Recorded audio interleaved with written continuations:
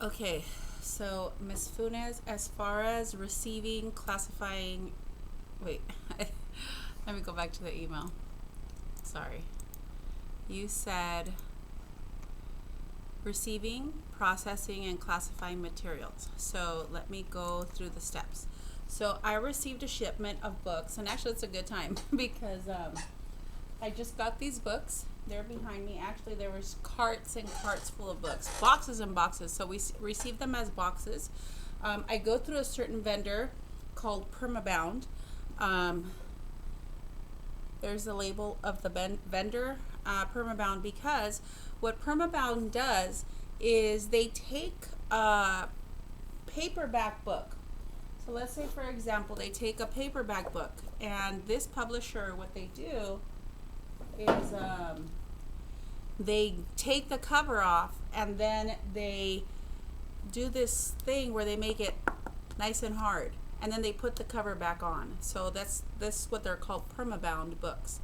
And if for any reason the cover gets messed up, I can return the book to permabound and they will send me another one because they back their covers up so well. So I am receiving these books. Actually, these books were sent to our district warehouse because they need to check them first.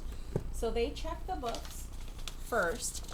They get this is the order, and they just make sure that, this is the packing slip.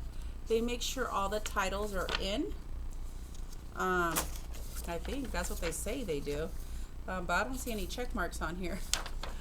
But usually what we used to do when we used to get the books delivered to us, we would have to go through all the books. Like, for instance, this one's called Hey Kiddo. And I would have to go through the list and look for Hey Kiddo and check it off. Just make sure that our books were here. So they do this at the district office now. So they receive them at on Market Street at the textbooks and library books. They receive them over there. I think it's, I don't know what it's called, library processing, maybe. When we order our books, we already ordered them processed. So what that means is that they have our barcode range numbers, and so they put a barcode on them.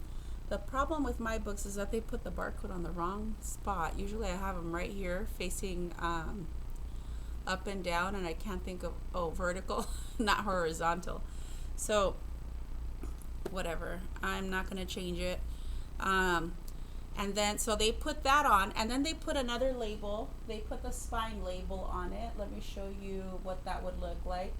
So for instance, and this is not a permabound book, they didn't do that to permabound, but not all of them are permabound books because some of them are not made that way. But this one, you see how it has the spine label, fiction, VOI. It stands for, this book is a fiction book, and then the last three letters, the first three letters of the author's last name is Voigt. So VOI, fiction, VOI. So my middle school books, they stay like that with the fiction and then the three letters of the author. But my elementary school books, like for instance this one, Bud Not Buddy, I put a big letter C on it. Just so my elementary kids have an easier time finding it. And then my middle school books, we add the MS at the top. So what do I do to process that? I check the book first. So I go online to see in our catalog called Destiny. Our online catalog is called Destiny. And I go on there and I check the book. So I scan the book because our records, it's called a MARC record. The MARC record's already in our catalog. In order for the MARC record to be in the catalog, I need to call library processing and tell them to add my MARC records. So they already have, they have like the CD. It used to come with CDs. So a CD of this, and the CD has the information of the book and all this information to upload into our program called Destiny. And so my MARC records were added because I emailed the gentleman at Library Services. And then I go and scan the books. So I scan the barcode, I look at the title, because this is Dicey's Song, and then I go and check to see what not reading levels, but what interest levels this book is. So if the interest level is like a middle school, like 5 through 8 or 7 through 12, then I need to mark this book as a middle school book. So then I go into Destiny, which is our online catalog, and I edit the record, edit my copy. I edit the copy saying the location of this book, which is called a call number. The call number of this book is going to be MS, which stands for middle school, FIC, and then VOIT. So then I have middle school, FIC, and VOIT. So what that means for me in my library location, for instance, that over there is my middle school wall on that side, and that's where that book would belong. Over here is my elementary. So if it just had a letter C, that means that it would belong on this wall. This is our elementary side. If the book was a nonfiction book, which I don't have any, I do. Well, it's not really nonfiction, but it's a number. So like this one's an 808, which means it's like scary stories and stuff. Then it would go along that wall. That's the nonfiction, not really nonfiction wall, but that's the Dewey Decimal wall, which those books are in order by the Dewey Decimal number. Every library in Long Beach is organized in a way like that. And then what happens? So once I get the book, I distinguish where it's going to be. So this one's elementary, this one's that means that anybody could read it. Then what I do is I get the stamp. So now I have a stamp, a school stamp, which I can't find mine at Gompers. And then I stamp it here. And then I like to stamp it in the back. And then as a district, they came up with a number that we're supposed to stamp it in. It's supposed to be page 101. But the problem with stamping on page 101 is that some books are very shiny. Their paper is very shiny. And to stamp it on 101, it's kind of hard because it bleeds onto different things. But here I stamped it on 101. And then also what I did was I put, because this is a Newbery books, I ordered Newbery metal books. And so I just put right there, Newbery 1958.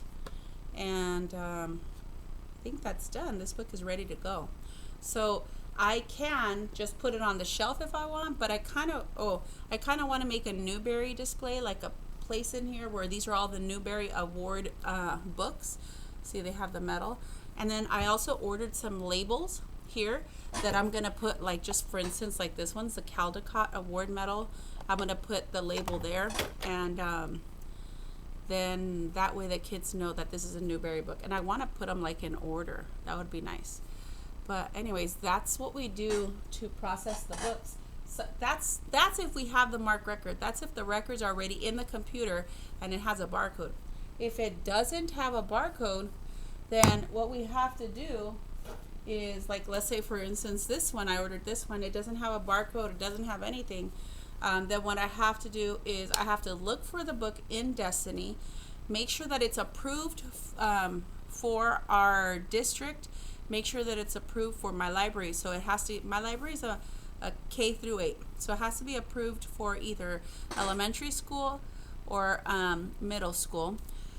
And then I can add the book in if it's approved. If it's not approved, then I have to read the book and I have to write a review. And that review, once I write the review, it gets taken to a meeting with library services with other librarians, and then they have to approve it. I have to talk about the book, show them the review, and it's more, there's more to that, and then they approve the book. So at least 3 librarians have to sign off on the book.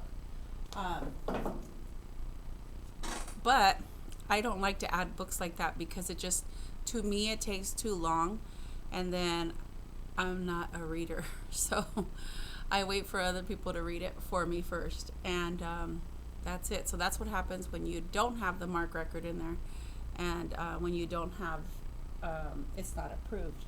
So I like to get books that are approved. Anyways, other than that, I think that's it. If you have any questions, let me know.